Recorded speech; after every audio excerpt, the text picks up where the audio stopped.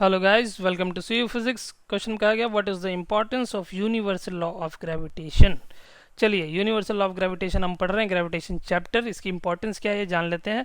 तो भाई सबसे पहले तो इम्पोर्टेंस ये है कि gravitational force binds us to the earth. Gravitational force की वजह से हम क्या हैं, अर्थ पे टिके हुए हैं। Binds us to the earth. अगर ग्रेविटी नहीं होती, अगर अर्थ की ग्रेविटी नहीं होती तो हम क्या होते, हम हवा में फ्लोट कर रहे होते, शायद ह्यूमन इवोल्यूशन ही नहीं हो पाया होता, या यहाँ पर लाइफ पॉसिबल ही नहीं होती। अच्छा, ग्रेविटी ऐसा नहीं है कि सिर्फ अर्थ पर ही है, ये तो हमारे लिए फ़ायदेमंद है कि भाई ग्रेविटेशनल फोर्स ने हमें अर्थ से बांध करके रखा हुआ है, नहीं तो हम स्पेस में फ्लोट कर रहे होते।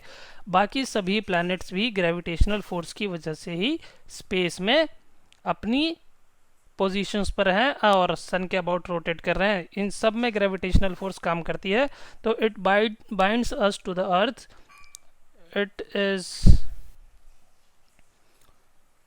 Of importance because it makes earth it makes earth to revolve around sun. Sun के अराउंड जो अर्थ का रिवोल्यूशन है उसके लिए भी इम्पोर्टेंट है।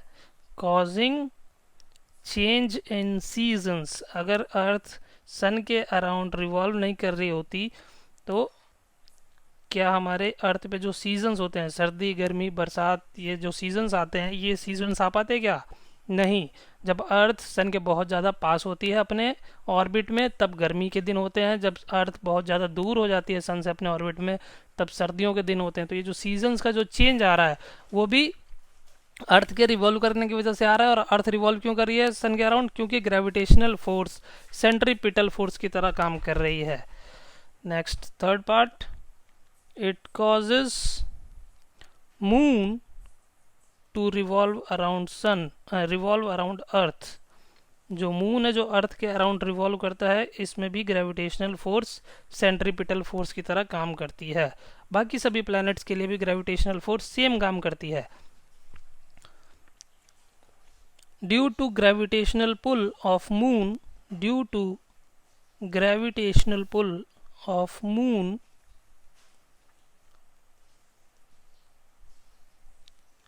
there are tides in the ocean. There are tides in the oceans. oceans में जो tides आती हैं, जो पानी 6 घंटे में ऊपर आता है और 6 घंटे बाद नीचे चला जाता है, तो ये जो tides जो आती हैं अर्थ में वो भी मून के ग्रेविटेशनल पुल की वजह से आती हैं। It is responsible for motion of planets. It is responsible for motion of planets around sun and motion of satellites। जो सैटेलाइट्स हैं जिससे हम ये इंटरनेट चलाते हैं, भाई इंटरनेट नहीं चलाते, इंटरनेट चलाने के लिए क्या है, सैटेलाइट से हमारे पास डेटा आता है। तो motion of satellites around planets. तो हम इंटरनेट कैसे चला पाते हैं, ऑनलाइन स्टडी कैसे कर पाते हैं अगर सैटेलाइट्स ही नहीं होते? सैटेलाइट्स कैसे हो गए अगर ग्रेविटेशनल फोर्स ही ना होती? तो देखिए कितना इंपॉर्टेंट है ये universal law of gravitation. Clear है? क्लियर है तो अब एंजॉय करो, एंजॉय करो। और इस चैनल के डेटा को बेटर यूटिलाइज करने के लिए इन सभी वीडियोस को प्लेलिस्ट के फॉर्म में देखें। अगर आप प्लेलिस्ट से देखते हैं तो सभी क्वेश्चन सीरियल वाइज मिल जाएंगे आपको। अगर आप यहाँ से स्टडी करते हैं तो आपके 70% कंसेप्ट यहीं पर क्लियर हो जाएंगे। क्लियर है तो एंजॉय करो।